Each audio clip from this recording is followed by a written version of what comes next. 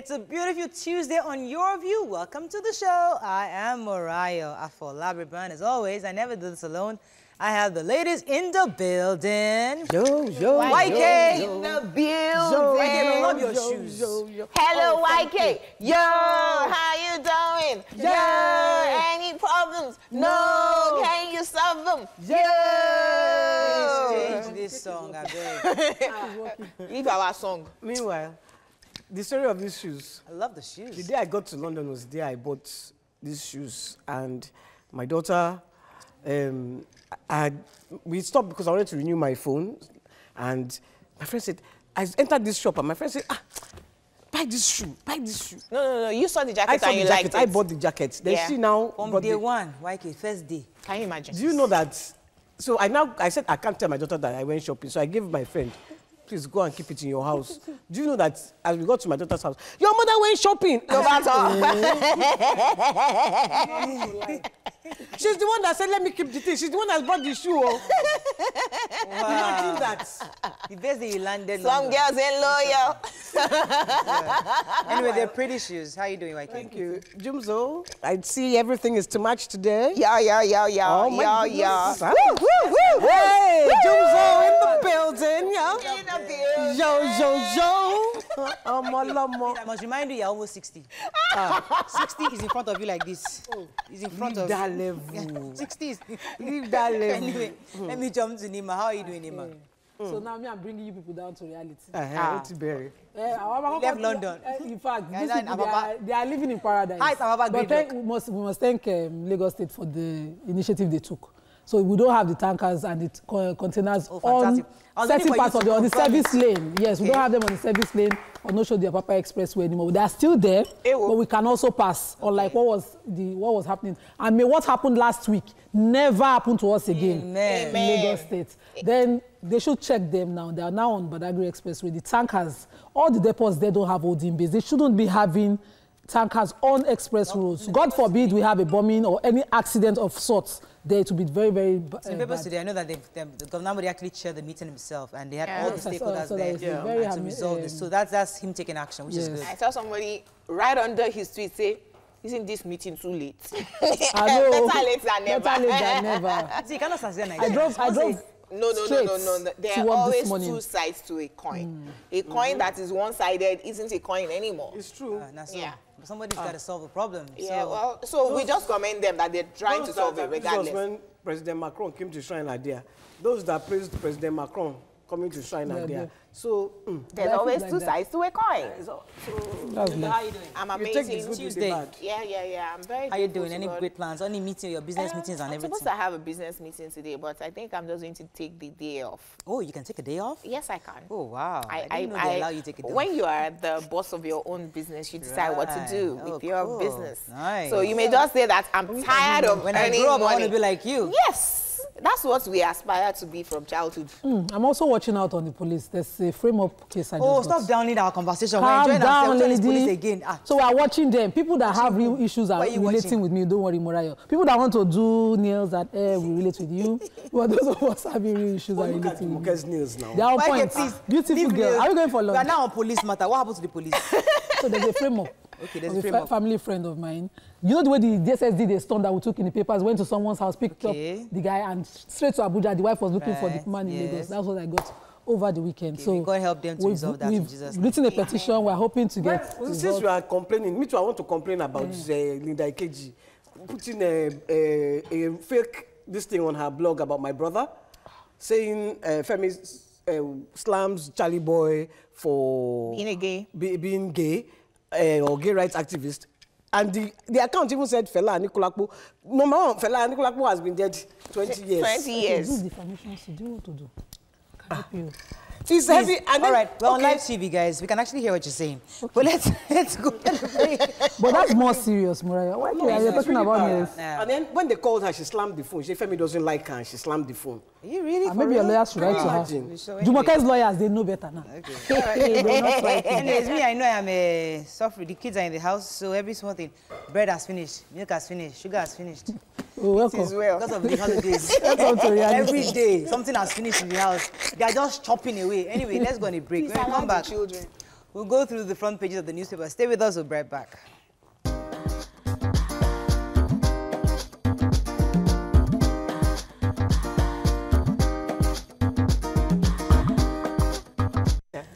Oh, no. Let's start with the Punch. Oh, you can't tell YK's secrets. Just know that Nigeria will hear the secrets. Either knowingly or unknowingly. Right, the Punch.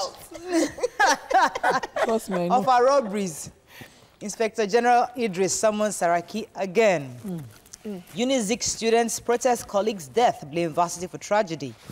High tension wire falls, kills mother and child, injures siblings. I think the mother is actually still alive in the story. NPO likens Press Council bill to Decree number 4 of 1984. 65 agencies I have never submitted.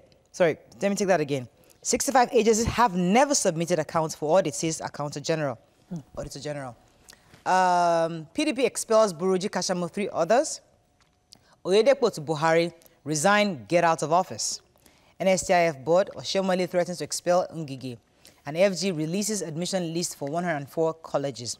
Okay, the human interest story, obviously, let's take that story. Who has that? The mother and child had a shop under, high tension wires, and one of it broke.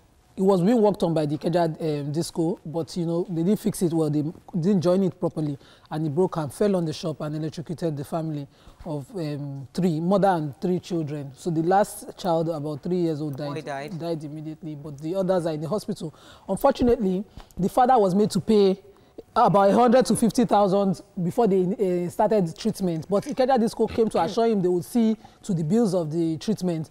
But they've not disappeared. They disappeared. They didn't come back again. I think he should, file a lawsuit against them. Someone should be responsible. Under high tension wire, it's illegal. But it was also their own part of the negligence. The negligence on their part. They didn't fix it properly. You shouldn't even join it. You should take it out, put a proper straight one. Like on the Friday. Yes. And I think they didn't fix it properly, so that's why... I'm sure there's remedy. Let's talk about the front page picture. Unizik, the student, the 400-level student, actually was killed. Actually, he slumped during the basketball match, game in his school. But I think they rushed him to the hospital. At the point he got to the hospital, I think he got there, was dead, but they thought he could be revived. So the kids kind of got upset and thought that the hospital could have done much more to save his life. And they were saying he was brought in actually without a pulse. So there was no way they could have revived him. Even one of the students said secretly that, look, when he touched his foot was cold. So he knew that, and his eyes were open. But I guess the kids, the children were elevated because, according to them, it had happened before. This is the second time somebody's been taken to the hospital and not been properly taken care of. So I guess it just kind of... I hope some kind of NGO will go in and do some kind of check on their health conditions. I think, what's it called? BP and all that, all those checks they do routinely, because these days, yes, for students, you find very young teenage people having cardiac arrest and heart issues. So find out from our guests how a young person can just slump and die like that. Cardiac. Let's move on to The Nation. Detectives to quiz Saraki over of a robbery today. I totally didn't even read that story at all. Drop draconian Press Council bill, NPO tells Senate. PDP expels Kashamu, 3 others. Hoodlums sack homeowners in Ibadan community. So PDP expelled Kashamu, saying that he's hobnobbing anti-party activities in the Ekiti elections. And some people are saying that they should have, in fact, dismissed him a long time ago. So but it's not a big deal. The major headline. Yes, go ahead. Saraki, the IG of police yesterday, they said he wrote to the president of the Senate, inviting him to come and answer some questions again on the Mofa robbery issue. And then I saw a tweet from the Senate president saying this is because certain party members are trying to defect from the APC to stall that activity from happening today. That's why they invited him. He would go. He doesn't have any link. This will fail also and all that. I think the two of them have to be careful. I want to address the IG as well as the Senate president. This is a criminal matter. If there is evidence, linking Saraki to these guys, pick him up, question him, charge these guys. Those robbers should already be in court already because they have evidence against them. There's video, there's audio. They confessed on TV. They should already have been charged. Probably from their trial, more evidence will link the Senate president, and if that gets a conviction, it will be more serious evidence tying him down. But the Senate president also should not try to meddle, you know, downplay these issues with his office. Seems like carrots and stick. No.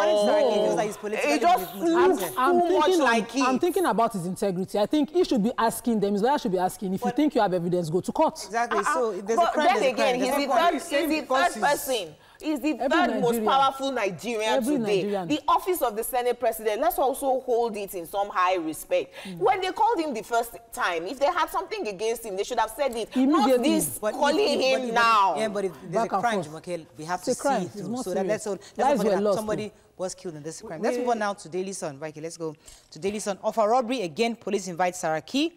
PD expels Kashamu, 3 others divided over name change proposal. Osho, their Papa gridlock. Lagos suspends fresh tank farm approval. Oshomole threatens to expel Ngige. Others, minister from APC says, I'm not losing sleep over the reformed APC. Mbaka wants Buhari senators, reps, others.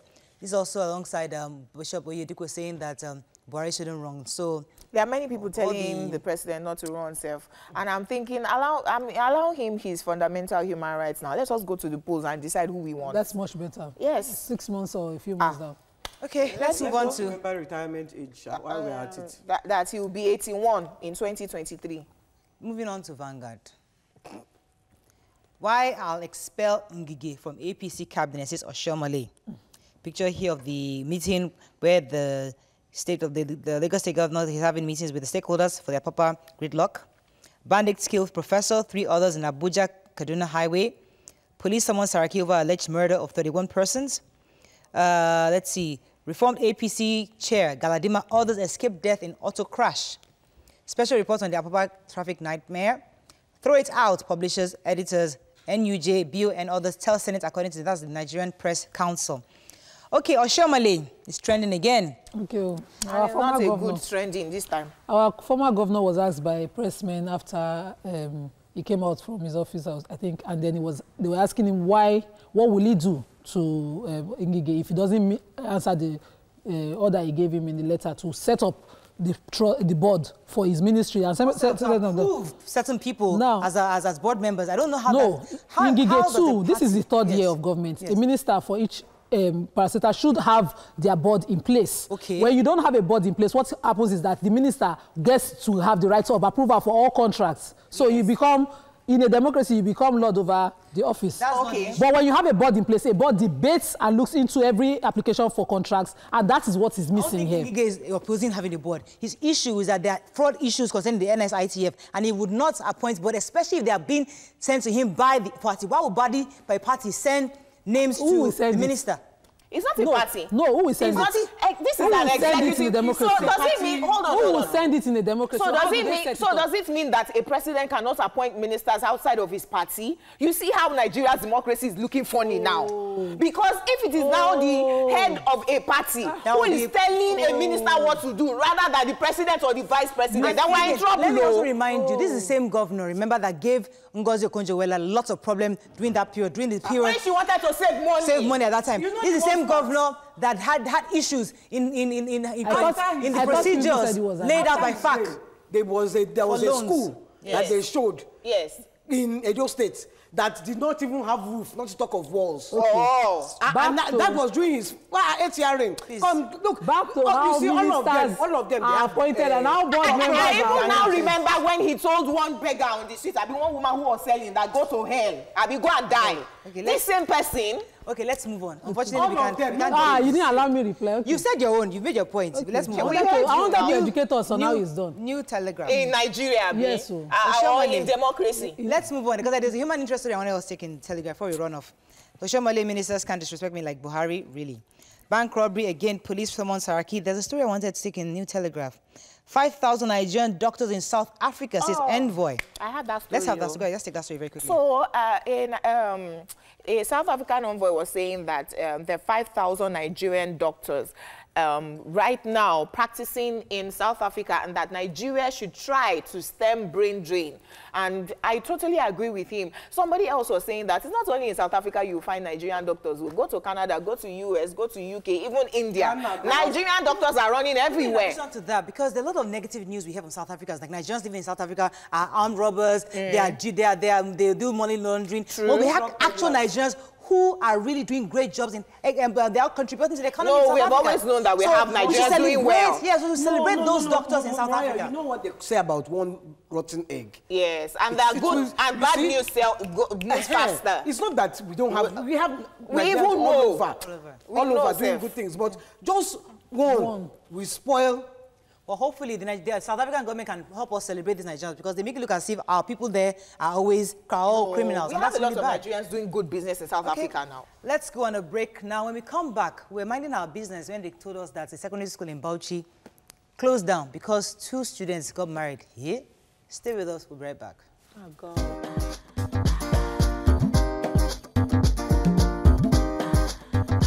Stay tuned. Your View will be right back.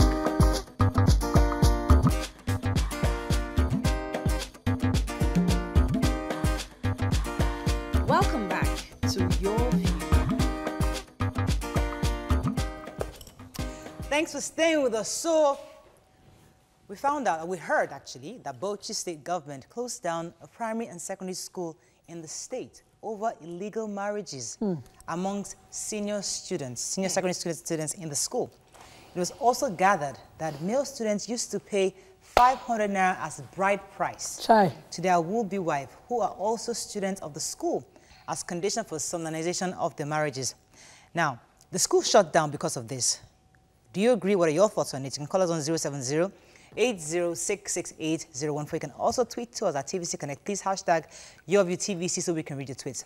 Now, when I read this story, what crossed my mind was young people will do a lot of things. You know, you can fake marriages, you can act like mommy, we do mommy and daddy. But in Bauchi State, in fact, I was going to actually ask a question that, can anybody just let me just start here. Put together when I read this story, I don't know where you're starting from, but I just have to ask this question. These 2 young children, maybe they like each other. Wait, let me land before you bury me.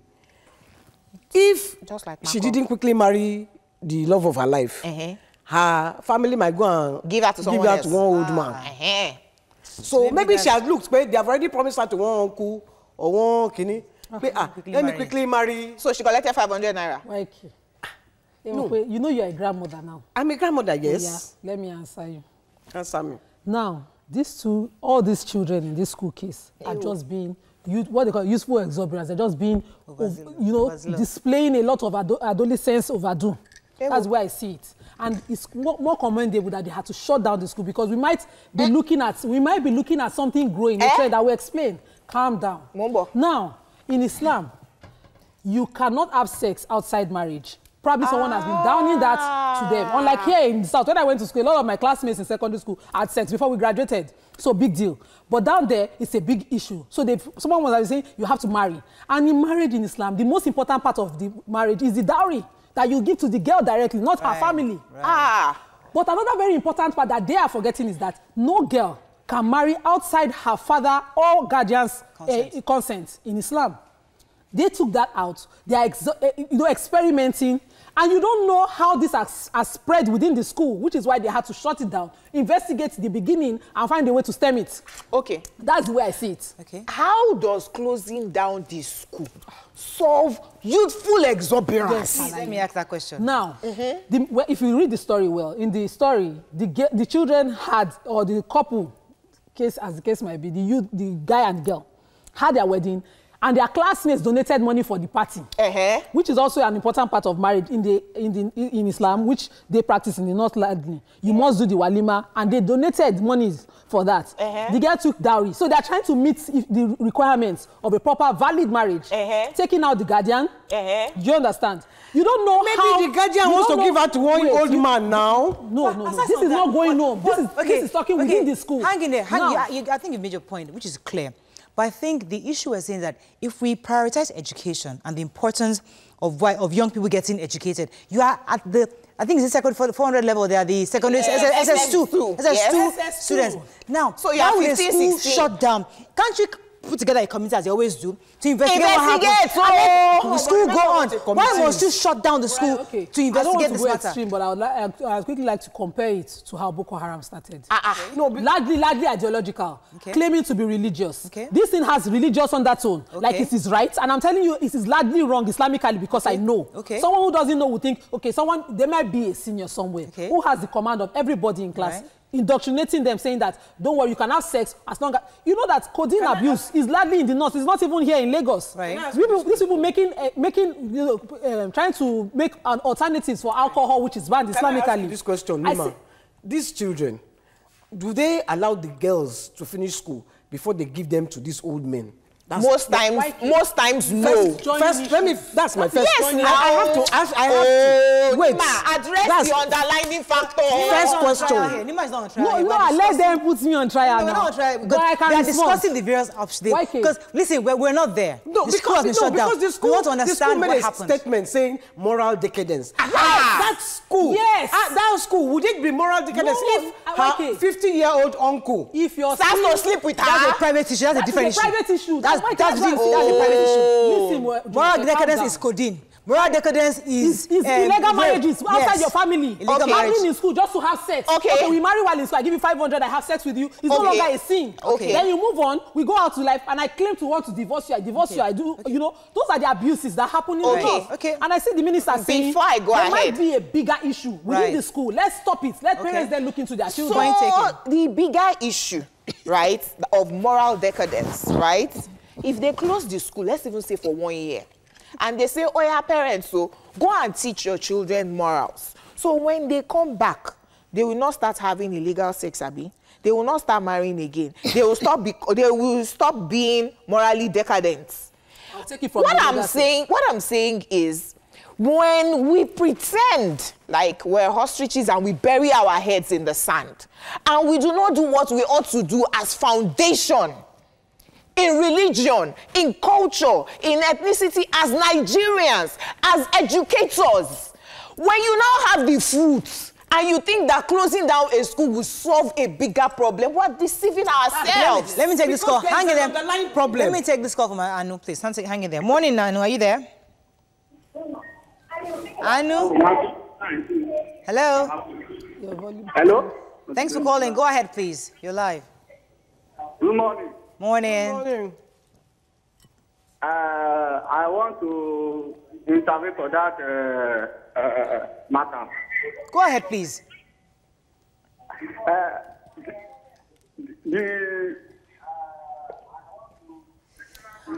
Okay, I guess we'll go. Anolua, you cannot be talking to us and listening to your TV. We mention it all the time.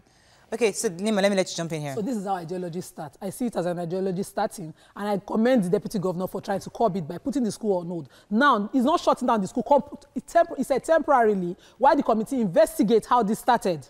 It might be a teacher starting this, misleading this youth. It might be one of them misleading the others. But Nima, do you know that this will affect the GSS1, GSS2, GSS3? Everybody will be affected by this just because the GSS2 student did something. Just like it can spread from SS2 to GSS1, SS3, all the way.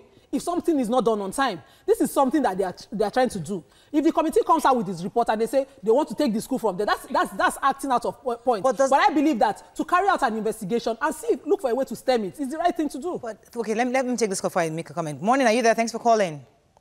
Morning. Aminu. My name is Aminu. Kano. Go ahead, please. Kano. Go ahead, please. Yeah.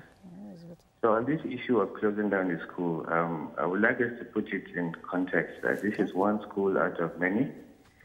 And it doesn't apply that they shut down all the schools in the state. Of course not. So if they had to bring down the hammer down with a lot of weight to drive home the magnitude of the problem, I don't see it as a big deal, because it's not enough to just say they're going to set up a committee and then you never know what comes out. You need to say, please, I have a question for Aminu. Go back home. Aminu, if your daughter or your son is in SS3 in that school trying to do, they've done SSE. So let us say your daughter is in GSS3 or SS1 and their school is shut down for this. You'll be okay with it, right? Yes, I'd rather... Maybe because you are a Muslim. Go to school than to go to school and get engaged in a mock wedding that mocks my culture, my religion. Okay, thank you very much. So, because he's a Muslim. Okay, thank you very much, Amin. I would have a problem with it as a Christian. You shut down a school because of what... is this more a religious approach? Yes. So, because if it was Codeine issue, if it was issue of abuse, would they shut down the school? Shutting down schools for Codeine. Hang in there. If one issue, I'll let you respond. I'll let you respond. People are thinking there are other factors that cause moral decadence. Yes. Is that enough? Is it because this is somewhat a religious issue that now you're shutting down? Exactly. Other areas, we don't see them shut down. You don't shut down a school for Codeine now.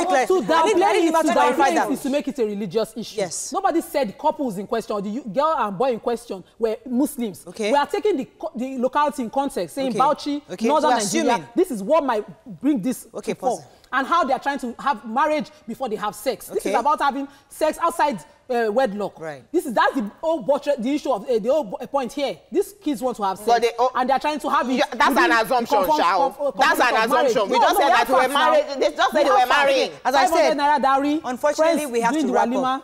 Unfortunately, as I said, we're minding our business. When we just heard this story, I'm wondering, how can you shut down a school? But we'll follow up with the school and find out from Bauchi State exactly what happened, what the investigation, the shutdown. Hopefully, we get to the conclusion of this and find out what happened. That's all we can take. You will see that what I said is true. Teach people to be moral. That's all we can take on this segment. When we return, it's Tuesday. We're going to talk about cardiovascular disease. Stay with us. We'll be right back.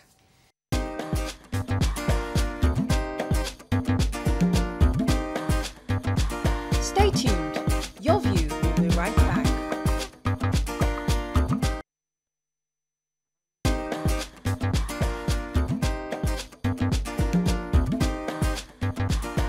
Welcome back to Your View.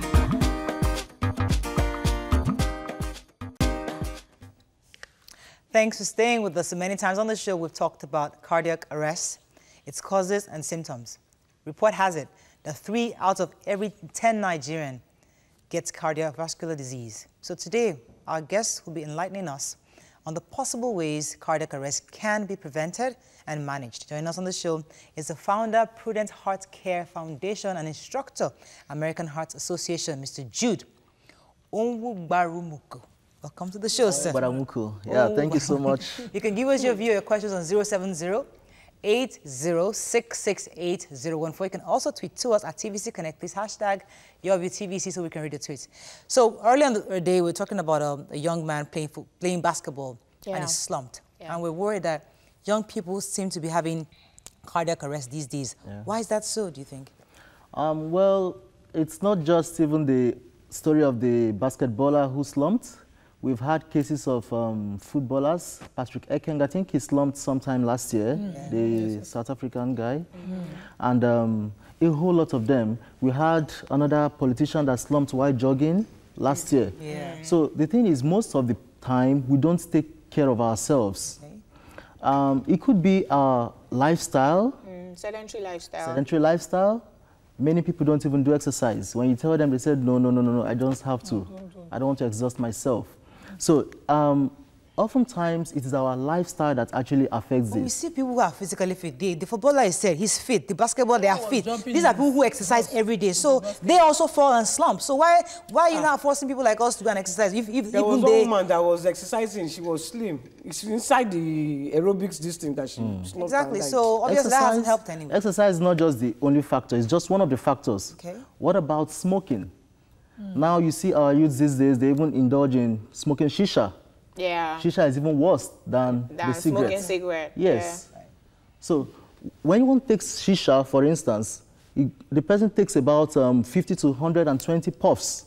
Right. That tells us about 1,000 mils of the smoke, as against what you have with a stick of cigarette, about 20 mils. Okay. So, one of the reasons why we're discussing this today is because people don't seem to know what to do when somebody gets a cardiac arrest. We need to understand the first aid so that people understand that when somebody stumbles next to you, you know exactly what to do to save that person's life. Could you walk us through this, YK? Yeah, because from what I have heard, cardiac arrest, everybody's death is caused by cardiac arrest. Sure. It can be cancer that will kill you, but it's cardiac arrest that is the primary cause. True. So there are some cardiac arrests that you cannot undo because the real cause of the, like, let's say it's the premorbid condition, if it's pneumonia, so there's nothing you can really do for that kind of thing. There's some cases that you can actually save the lives. You can. You have a whole lot. Cases, if someone has pneumonia, for instance, and they get cardiac arrest, is it possible to save that person?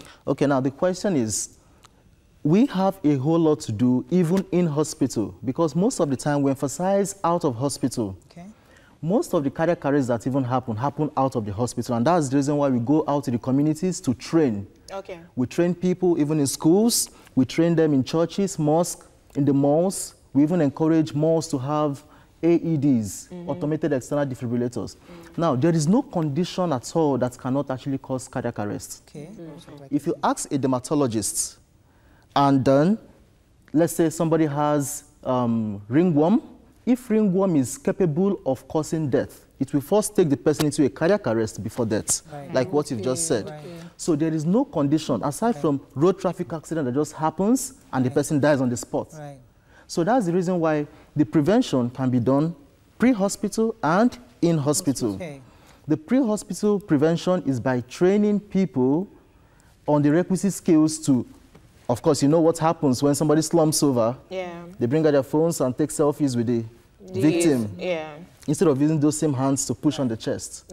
Now, in hospital, you see, I like to always say this. Most of the hospitals we have the equipment, even in Lagos here, but they even have the personnel. But the problem now is, can we match this personnel with the equipment? Requisite skills? Yes, the requisite skills. You see a patient who is on the bed there with a bystander or a relative. Now, before cardiac arrest occurs, there's what we call the pre-arrest stage. In the pre-arrest stage, the health professionals oftentimes neglect those salient things that actually leads to the cardiac arrest. For instance, when you say cardiac arrest, what do we mean? We mean there is no pulse or not breathing. Or there is no pulse and gasping, because gasping is not normal breaths. So when you see somebody gasping in the hospital, the relative is calling, nurse, nurse, doctor. That is the time they need to start pushing on the chest. Not when the person goes completely out. Wow. Do you understand? You cannot touch patient too. When they are in the, you call nurse. If you touch the patient, nurse call, it's you that caused anything happen. They will rush at you. Okay, but we mistake cardiac arrest with heart attack. Please differentiate. Okay. Now, a heart attack is a sudden chest pain that results from cessation of blood supply to a particular vessel of the heart. The heart vessels are very minute. So if there is a blockade in the flow of blood, it gives symptoms like chest discomfort, which a whole lot of us ignore. Chest discomfort is something that we should take seriously. Whenever somebody has any chest pain, no matter how slight it is, it increases in severity. So that's a heart attack. Is it chest pain or, you know, palpitations? You know, they describe the chest pain, because me sometimes I get chest pain, so I need to know. Now, the chest pain, how it presents, it comes from the center of the chest, radiates to the left arm, the neck, and even the back. So I don't have that one. We don't have that one. So it actually increases in severity and intensity. So is there a first aid for that one, or that's? Yes, there is. Okay. So it's the same thing? Aid. Yeah, it's actually different. For that person, the person is conscious, talking to you. I have chest pain. I feel lightheaded. Sometimes you notice the person even sweats profusely. Wow. But in cardiac arrest, the heart's function has stopped completely. So that's why you need to use your hands to manually pump the blood to perfuse the brain and other vital organs. And the person is unconscious. But in heart attack, the person is conscious, complaining of chest pain. Give us the symptoms of cardiac, because when we come back on the break, you show us a demonstration, but give us the symptoms of cardiac arrest. How do you know somebody's about to get into cardiac arrest? Okay, now the first thing is the person has to give some signs of, he might have been complaining, I'm feeling unwell. And you know, with our health insurance scheme in Nigeria, it has really affected us. We don't go to the hospital. Do you understand? No checkup. So that's why Prudent Healthcare Foundation oftentimes go to the communities and also have them screened. We conduct ECGs too. electrocardiography. So when you see the ECG, sometimes you might notice that this person's ECG is not following the normal trend. You might anticipate. Okay. You see the monitor on the screen. The monitor is showing you what we call a ventricular fibrillation or a ventricular tachycardia. That is, of course, health professionals, nurses, doctors should be able to identify that on the monitor. Sorry, for a parent who has kids playing football, when I hear slumps on the basketball court, there's one of Lagos State people, Tinubu, also slumped while playing football. All this would have slumped. What happened exactly? He wasn't even playing. He had even finished playing. He was not sitting down. Okay. What happened? What causes those kind of slumps? Now, when the heart ceases its function, it could be anything. Like I said earlier on, any condition could actually cause a cardiac arrest. Any. Including diabetes. If the person is diabetic, if the person is hypertensive, if the person indulges in taking codeine, like you said, I had, when I was working with the teaching hospital in Delta State, a boy of 18 years who took 400 milligrams of tramadol. He took McDowell's, you know this? Whiskey. And then he combined both. And he came to the hospital. He was even hitting on his chest. He said, doctor, nurse, that he cannot breathe. His heart has stopped. We had to laugh. Your heart has stopped, but you're talking. Do you understand? So the thing is, there are a whole lot of conditions, and even our lifestyle, we don't even eat well. Okay. All right. Let's go to poverty. Yeah, we did. We saved him. Let's go on a break. When we come back, you show us how, because what's most important for us is to know what to do once somebody slumps. What's the first thing to do? When we come back, we'll continue. Stay with us. We'll be right back.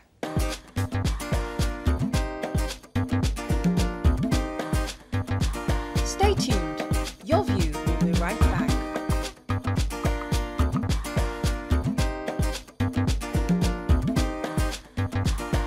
Welcome back to Your View.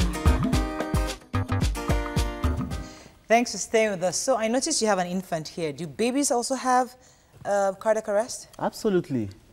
In fact, most of the cases of cardiac arrest in infants and children are respiratory in origin. Wow. Unlike that of adults. For adults, it's mostly cardiac in origin, from hypertension, from heart attack and all that.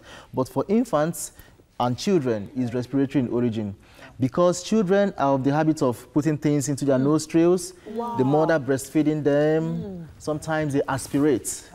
You see it. So it's mostly respiratory in origin. And even if an infant or a child has a pulse rate that is below 60 beats per minute, 60 times in 1 minute, it is, despite the oxygenation, it is assumed that that infant is in cardiac arrest. So we need to start. You say you trained your wife on this because you're sharing a story about your daughter. What happened? Of course, yeah. I had to train my family because I'm a trainer, but I could be the victim. Yeah, so I trained my family members, I trained my church members. My daughter arrested about 2 months ago. Wow. Yes, when I was away, and then my wife had to, because she was trained, and she's even a nurse, so she knew what to do. Oh, wow. And then, how old is your daughter? My daughter is 10 months old. Wow. So how does one identify aspiration in an infant? Yeah. Yes, the infant turns blue. The infant turns blue. Let's assume now somebody's breastfeeding a baby, and then all of a sudden the infant starts to make some sign of discomfort. You understand? And then you notice that the infant turns blue. Yes, cyanotic. Then you should suspect that that infant is actually choking. So what do you do? Could you show us now? Let us see, because we have a few minutes left. Yeah, we can do it here. Yes, this is an infant. So let's say this infant is choking. You're breastfeeding and the infant is choking. All you need to do is hold the infant like this with your leg out, supporting the head and neck. You can see this? Yeah. So you hold the infant supporting the head and neck. You do 5 chest compressions. 1, 2, 3, 4, 5. Still support the head and neck and give back slaps. 4, 5. 5 times. So you keep doing this until one of 2 things will happen. It's either the object comes out. Okay. Never perform a blind finger sweep. Hey, whoa. Once the object, you can visibly see it with your eyes, then you take it out. If you cannot see it, don't bother putting your hand. Just continue to do what you're doing. The other thing that could happen is that the infant could go unresponsive, unconscious. So if that happens, just lay the infant on a hard, firm surface and always call out for help. You must always call for help. So you first perform chest compressions at the center. Right. So you're going to push 30 times. Okay. 30 times. Because it's your child, you can go ahead and do mouth to mouth and nose. Right. Okay? So you push 30 times. 1. Keep pushing in the chest like that. Yes, at the center of the chest. Right. 1, 2, 3, 4, 5, 6, 7, 8, Once you hit 9, 30. 10. 30. Then you open the airway and give 2 breaths. Right. You continue doing that, and then, of course, help will come. Then you take the infant to the And that's, you notice when the child is going blue. Anytime you carry the child that way. Exactly. But you see, we have a culture where a baby isn't eating. We Yorubas will say, "Anro omo." That's Do you understand what that practice. is? Yeah, you force feed. Yeah, you force feed. Force feeding is not supposed to be, because we can control our airways. Right, they can't. The infants can't control their airways. Okay. So we help them to do that. Because of time, show us how to help an adult that slumps. Okay, when an adult slumps, what's the Lagos emergency number first? 767 and 112. Very good. So that's it. Since we know that once an adult slumps, what you need to do before you even decide to bring out your phones, your mobile phones, you should just think. Ask for responsiveness. Hey, sir, are you okay? If there is no response, then no need to start giving breaths. Just keep doing chest compressions, keeping the elbow straight, and push hard and fast. Right. Hard and fast. You can hear the sound, so you count. Always call for help when you need to. Always call for help, because in an adult, you might not be able to do that alone. Right. And also ensure for scene safety. It could be at the center of the road. Ask somebody to control the traffic while you're doing that. And you said in the break that when somebody has a cardiovascular arrest, it takes 4 to 6 minutes for the brain to go dead. So you have very little time to do that, to save that person's life. So you can't really carry them far away from the road before you start to do that. Yes, it's just to clear them, away from danger. Exactly. Now, the thing is, you have very limited time, because in cardiac health, we say time is muscle. Yeah. The more time lost, the more heart muscles we lose. In brain science, we say time is brain, okay? So we need to pump blood. Sometimes you might have to even revive this patient, but the brain is already dead. Wow. Yes, and the person becomes a vegetable. We've done this before on the show. I wanted our focus today to be prevention. How do we prevent cardiac arrests? Yes. Now, the prevention, like I said, has to be classified into pre-hospital and in-hospital. Okay. Out of hospital, one is adequate diet. Okay. We should reduce the content of our fats. All these fats we eat, shawarma, the pizzas and all that. What we eat, but in cases where new mothers who have gone through natural deliveries suffer heart issues, like my PA was saying this morning that her aunt died over on Sunday because she had suffered heart issues after delivery, and the baby is 9 months old. She still passed. So what could the mother have done differently? Is it because of fat, or just because natural birth? No, not just natural birth. She could have had birth complications still. Okay. That's one. Okay. Another thing is we don't even go to, like I said earlier on, we don't visit the hospitals. Checkups. We need to be going for checkups. If you go to hospital, another thing that you're not expecting will now come and meet you. That's why people run. Then you don't have money to treat yourself. I'm telling you the truth. Health insurance. Is it better we suppress it at home, and then when the complications arise? Everything is prayer in Nigeria. Then in hospital, how do we prevent it in hospital? The in-hospital prevention is, of course, the knowledge, like using a monitor now, what we call the patient multi-parameter monitor. Oftentimes in a hospital, we use it for just testing 3 parameters: the blood pressure, the heart rate, and respiration. Okay. Which is really unfair to both the hospital and the patients. You could actually use these monitors to identify the ECGs. Okay. Electrocardiography could be seen on those monitors, and you will know when a patient is going into an arrest. Wow. So that is one thing, yes. We've done that in different hospitals, even at Enugu, University of Nigeria Teaching Hospital. Prudent Healthcare has also been to Lily Hospital in Warri. We've trained them also on how to interpret ECGs. Jumoke, would you like to show us what you've learned? Can you help us quickly demonstrate? Let me even see that you actually learned something today. Carry your mic. Okay, so see if she's doing it properly. Okay. In a scenario whereby there's an arrest, someone has a cardiac arrest, please, are you doing it properly? You have to keep your elbow straight, pushing hard and fast. That's very good. That's it. Oh, fantastic. So, yay. So if you guys around you, be sure you're not dying.